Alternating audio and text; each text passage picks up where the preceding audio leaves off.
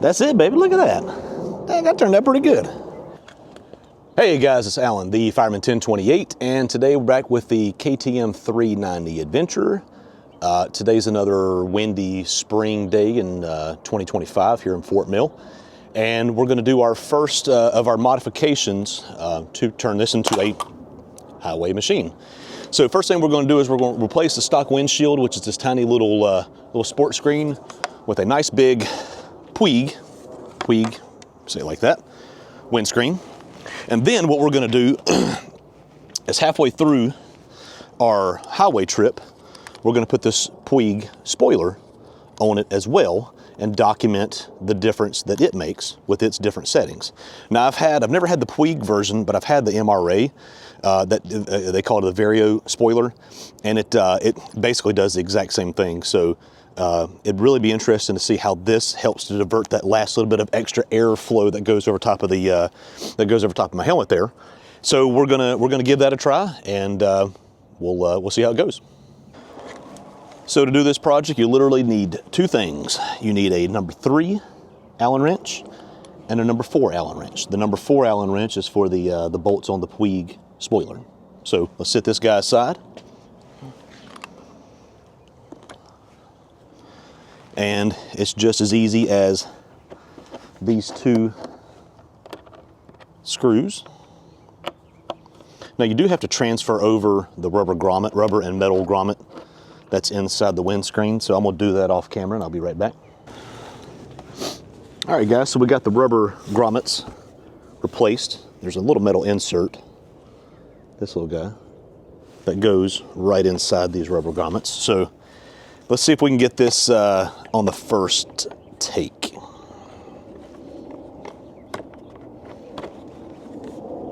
Hot damn.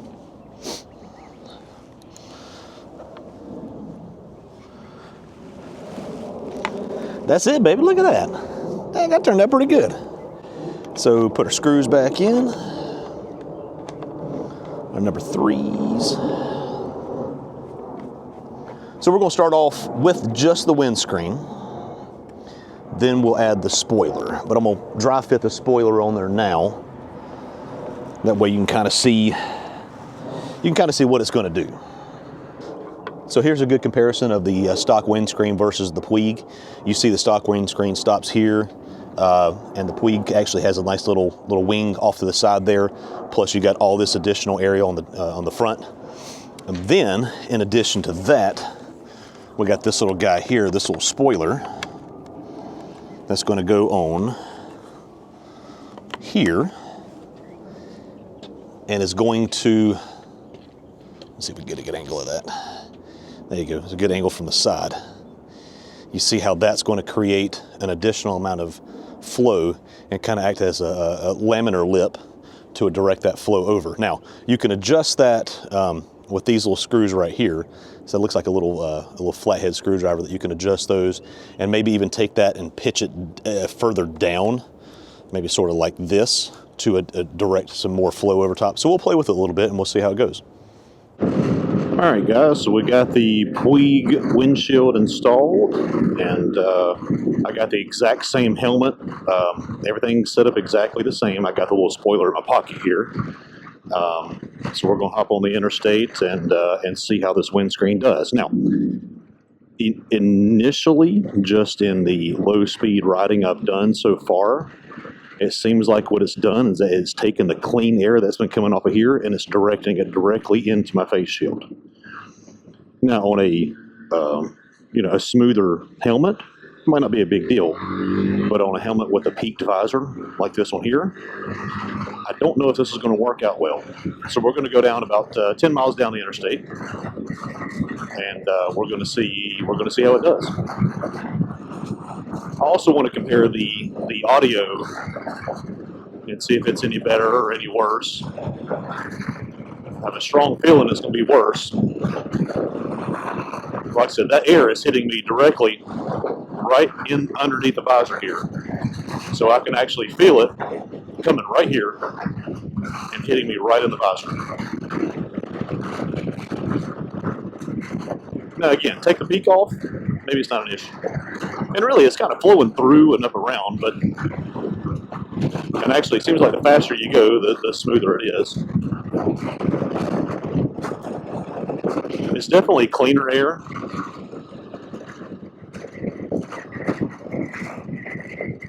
Okay, so we're going 65. Let's get it to 70, kind of compared to what we were at yesterday. There's 70 miles an hour there. Again, the wind, I can feel the wind coming and hitting me right about on the peak. So if I duck down, I get a nice little pocket of clean air. But sitting upright like you normally do, there's a little gust of wind. But sitting upright like you normally would sit on a bike like this, it's pushing it right into my helmet. It's not dirty air. I mean, it's not moving me around, but you can feel it and you can definitely hear it blowing right into my windshield here. I know I can hear it. I'm sure you guys can too. I do have the noise cancellation turned on the DJI too. So let's see if it makes this audio useful or not. But that's also part of the test, is to see the different setups and see what works and see what doesn't work.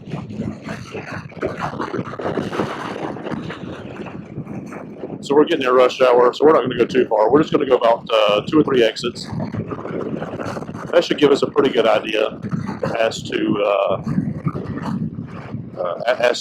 how it's going to perform. Again, like I said, it is a very windy day, which is definitely not helping.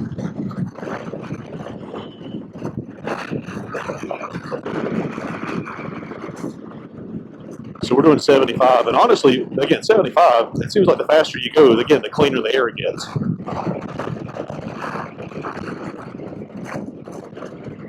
It's more loud than it is disruptive. Again, it's hitting me, right here. And again, with a taller seat, maybe it'll hit me right here, and it'll be clean air. But right now, it's all being redirected. And you can feel the air. Nothing here, and then all of a sudden you hit here, and it comes right up, and you can feel it.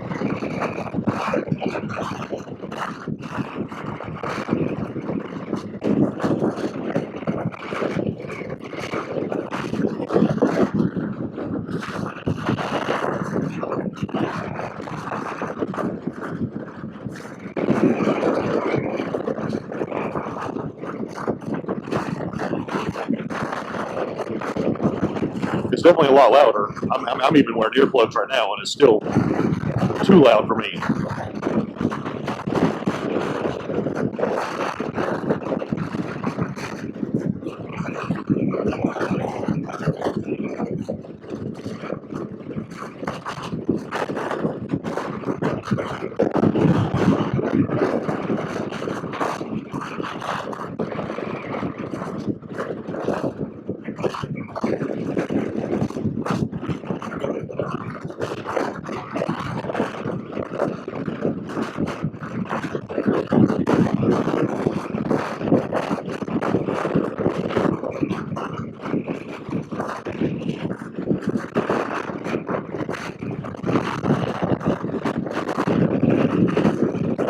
Riding beside a big truck, it's about the same. Really no difference with the turbulence. But it is loud. It's definitely loud of the air coming in.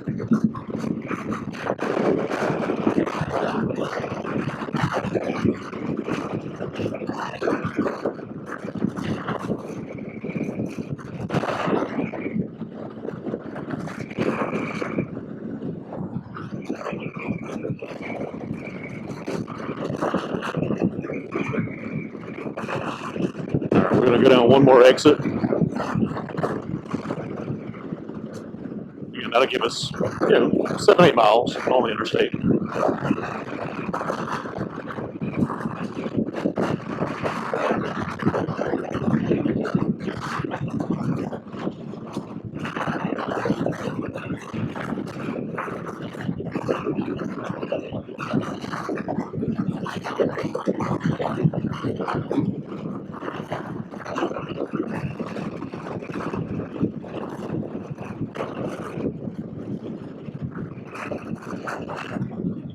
Let's take it up to 80, and let's see how it is.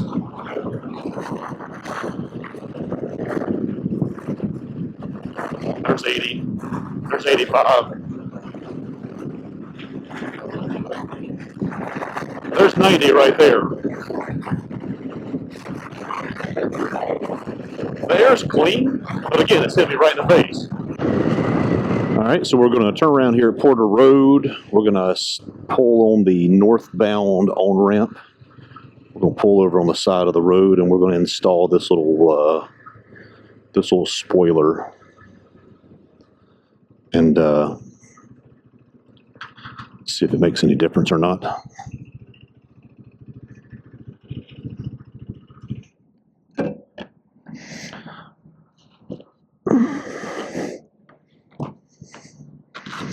just going to leave the camera running while we're doing this, in case I get attacked by a Sasquatch or something. Climbed a car jacket. I love it. It's got giant pockets. All right, here we go. So here's our spoiler. And again, it mounts up with a 4mm screw. So we're going to put this, slide this guy in place. We're going to have it about equal on the sides there, right about there.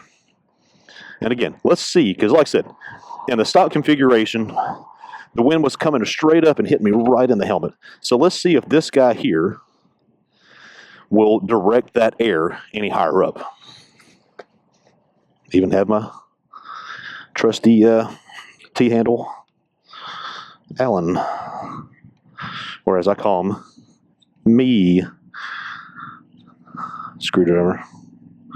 All right, now being that there's a lot more material, the windscreen definitely has a lot more flex to it. Now, whether that has any detrimental long-term effects, I don't know. And then adding this guy to the top, again, we'll see. Let's see how it does. It's not the prettiest thing in the world, but neither am I.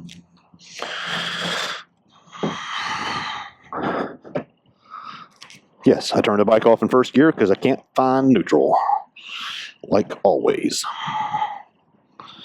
So here we go.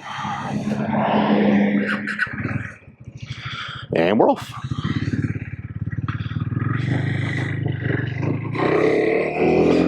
All right, so you can see it does not interfere with my line of sight. I'm looking above the spoiler.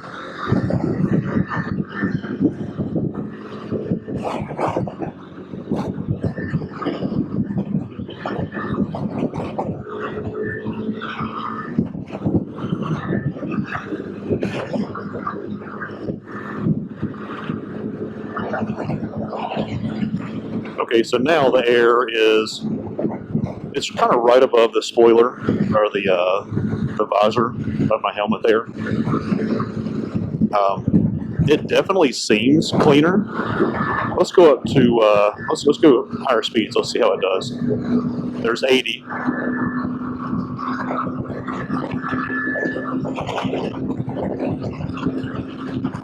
There's 90. It feels pretty stable. Like I said, you can definitely see the windscreen moving a bunch, and I don't know if I like that or not. Maybe 90 is a bit much for a little bit too much for that stock little bracket right there. I don't know if anybody makes one that. Let's go back down to 70 here. Let's see how it is at 70 and see if the conversation is manageable. I don't know if anybody makes a bracket that extends that. Actually, I can definitely hear myself better with this spoiler in place. If anybody makes a bracket that would stiffen this up, because like I said, there's definitely a lot of flex in that. I do know Madstad makes an 18-inch adjustable windscreen for this. Actually, somebody mentioned in one of the comments. And actually, there's somebody on ADV Rider that has one for sale right now, so I might pick that up just, if anything, just for comparison purposes. So 70 is definitely better. The air is pretty clean on me right now. I don't. That's not. You can see from my head. My head's not moving around at all. The windscreen is moving around more than my head is. You can see that there's definitely some flex in that windscreen, which I don't like.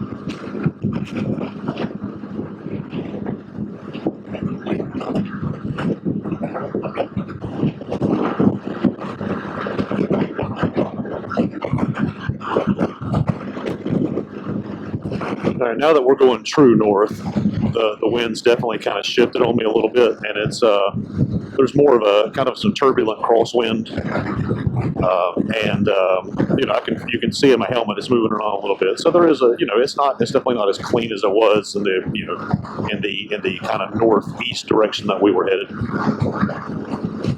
Again, we're going just 71, 72 miles an hour.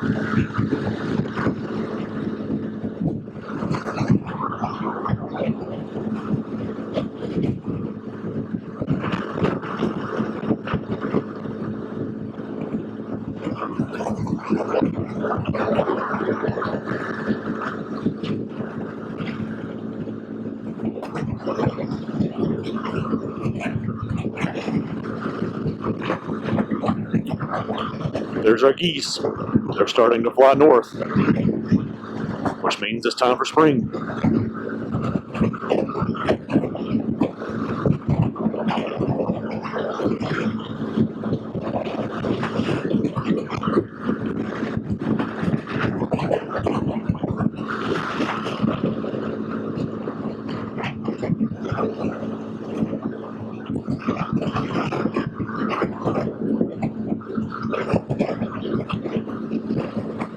So I'm gonna say the air is cleaner because I can definitely hear the engine running more, as opposed to nothing but airflow. I can hear the engine, the RPMs. So I'm definitely going to say that it's definitely a cleaner pocket. I would say I'm not getting much on my chest right now, but I am getting some from the side. But again, like I said, it's a real windy day. Is it better than stock? Yeah, of course it is.